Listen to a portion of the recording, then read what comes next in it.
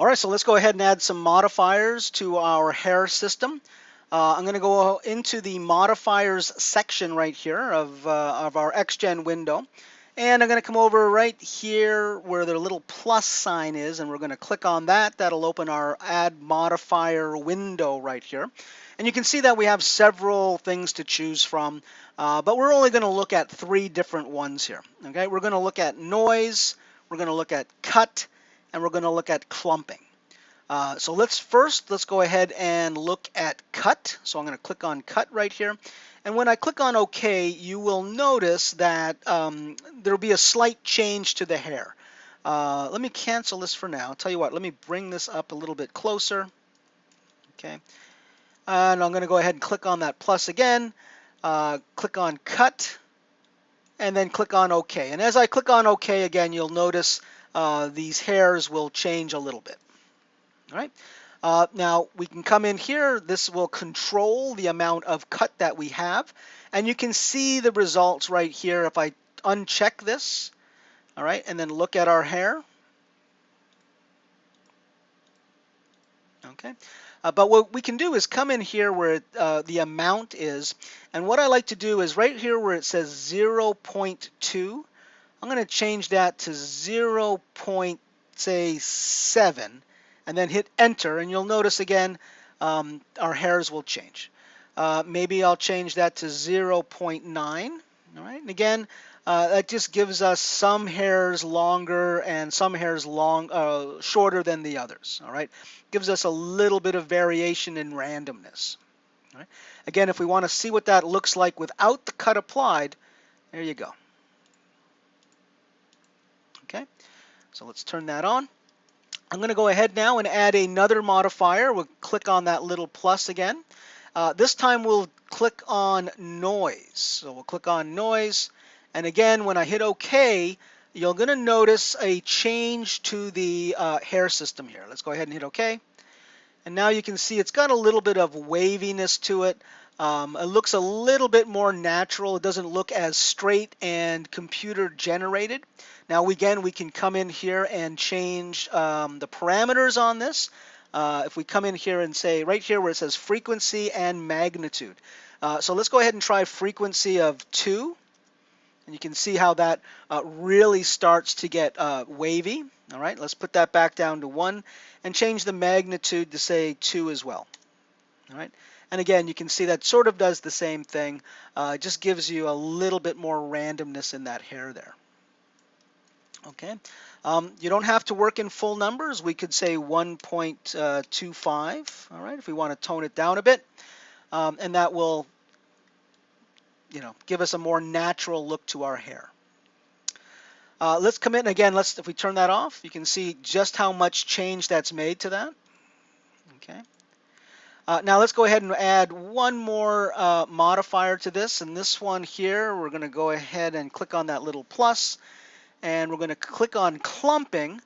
And just to give you a heads up, we're going to do 3 layers of clumping on this. A broad layer, a medium layer, and a very fine layer of clumping. All right. Clumping is a natural term that happens. It's a natural thing that happens with all hair.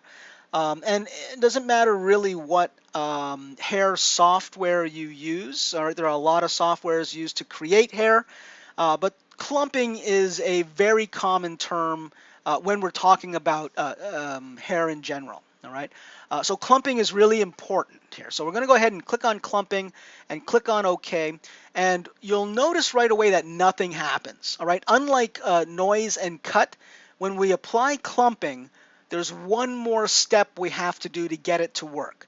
So as I click on clumping and click on OK, you won't notice any change to the model right here. But if we scroll down, all right, we have clumping. If we scroll down in our window here, you're going to see this right here, Setup Maps. All right, so we're going to go ahead and click on that. It's going to give us this Generate Clumping Maps window. And the first thing the first round of clumping that we're going to do is going to be based on the actual 30 guides, these 30 guides that we created. Okay, so I'm going to go ahead and click on Guide. And then you can see it gives us these little spikes sticking out here. And then I'm going to go ahead and click Save. Okay, when I do that, it's going to think about it, and there we go. And it gives us these clumps right here. All right, it groups our hair into little clumps. And what we can do then is come over here to our graph, and you can see how the tips of every clump are all grouped together. All right, I want to spread those apart a little bit. I don't want them to be so tightly clumped together. So right here in our graph, our clump scale, I'm going to grab the very end right here. Now don't grab that little X because that will delete that point. But right above it, there's a little circle. And as I move this up, you'll notice that the tips of the clumps start to spread apart. All right. Now, I don't want to go too far. I do want them to remain slightly clumped. So I'm going to keep this down here and understand that I can come back to this at any point and make changes to this. I can also, if I feel that the root, the tips of the hair up here at the ends are a little bit close together, I can also spread those apart a bit as well. Now, I would be very careful about that. All right, a little goes a long way, so I'll just move that just a little bit right there. Again, if we want to see the effects of our clumping, we can turn that off, and you can see what we get here. But let's go ahead and add another round of clumping on here. So I'm going to click on the little plus sign here in the modifier window. Click on clumping. Click on OK. Again, you won't notice any change here until we scroll down and go to Setup Maps. Again, we've got our window. Now this time, instead of hitting Guide, I'm just going to go ahead and keep the density at, let's go ahead and say put our density at 2 and see what we get here. I'm going to go ahead and hit Generate. All right, and now you can see that we've got a lot more little spikes right here. So remember, we're going to do clumping from broad, which was our first round, to medium, which will be this round, to really fine, which will be our third round of clumping. Now maybe 2 is a bit much. Let's try 1.5 and hit Generate, and there we go. That's not bad. I'm going to go ahead and stick with 2. Okay, and we'll hit let's see, 2. Yeah, hit Generate. There we go. Now I'm going to go ahead and hit Save. All right, you get this little progress window, and there you go. It all gets clumped up again. All right. Again, we've got this window here, so we can come in and grab that tip and move that up a bit. Okay. We can go to our first clumping and move that as well, just a bit. Okay. And now we're going to go ahead and add one more bit of clumping. So we're going to go click on that plus one more time, click on clumping, click on OK. Again, nothing happens until we scroll down to our setup maps, and we'll click on that. And this time our density, I'm going to set that at, say, 3, maybe, and hit Generate. And there we go. So we've got a bunch of spikes now. I'm going to go ahead and hit Save. It's going to generate. And give it a second. And there we go. All right, and it'll clump up again. So grab our tip and pull that up. Okay. And now I'm just going to go through all of these clumps here and make some changes to them. Okay. And there we go. So now, again, if I turn those off, you can kind of see the changes. So let's go ahead and just turn them all off. All right. And this is what we started with. And let's go ahead and turn these back on. And this is what we ended with. All right, something that looks a little bit more natural. I'm going to go back over to primitives right here and maybe take the width down a little bit more. All right, and up my density a bit more. All right, let's just fill that up. All right, and I'm going to come over to my outliner, and let's go ahead and just close that up. And I'm going to select the body and the eyes and hit Shift H to bring those back.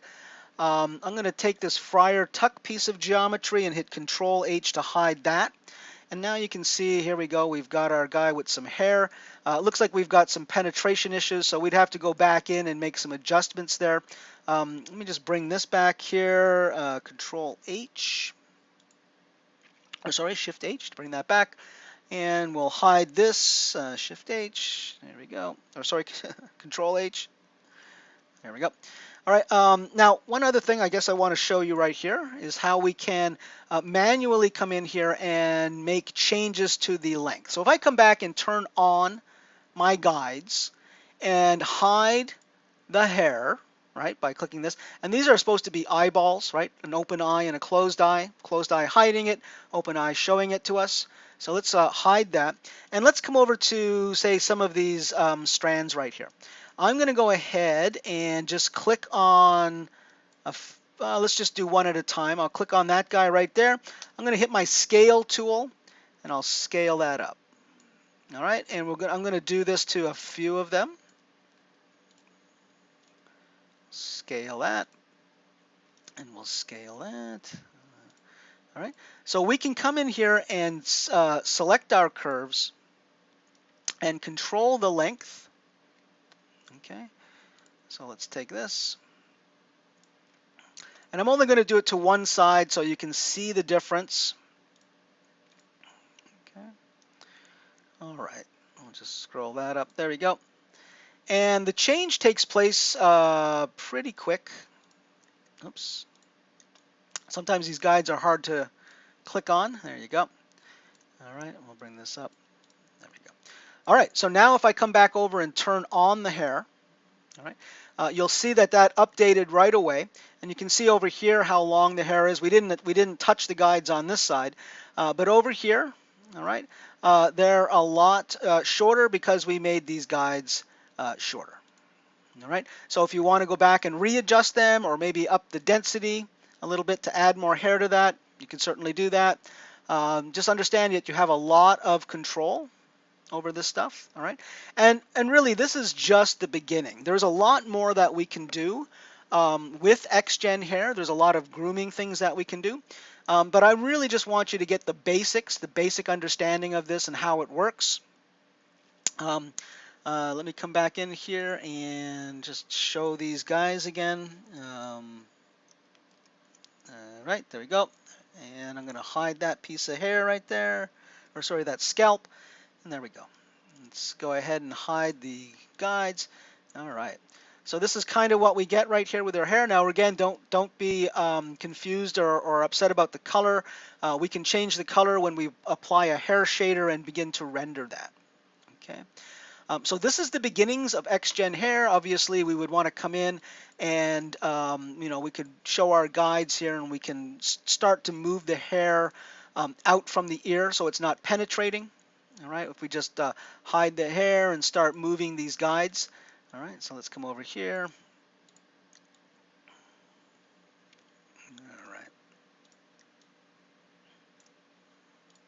All right, so you can see how hard it is sometimes to select these. This is why it's a good idea to hide the geometry. Okay, so there you go. This is it. This is XGen Hair. If you have any questions about this, please contact me. Remember, all you are required to do is to put a hair system on a sphere. I do want you to use the same modifiers that I used. All right, I want you to use noise, cut, and 3 levels of clumping on your XGen sphere. All right.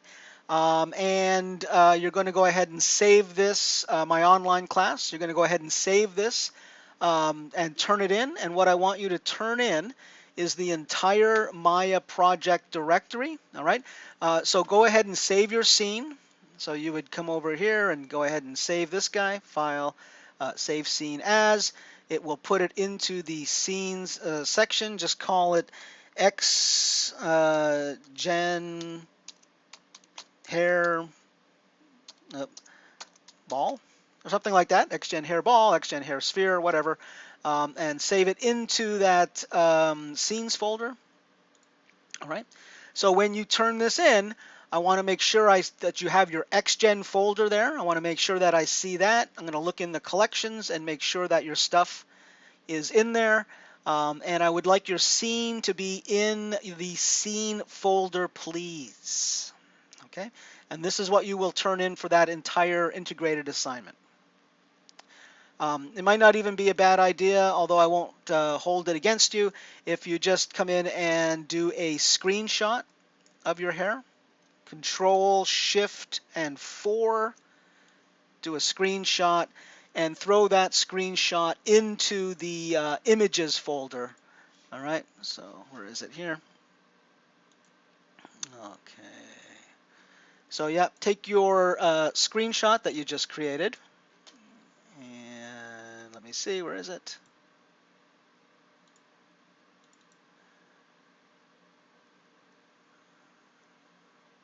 There we go. So you can take your screenshot and just take it and put it into the images folder, and then turn that entire thing in. And that is your XGen hair assignment. Okay. Like I said, there is plenty more information out there on XGen hair, but this will certainly get you started. If you have any questions, please contact me. All right. Thank you.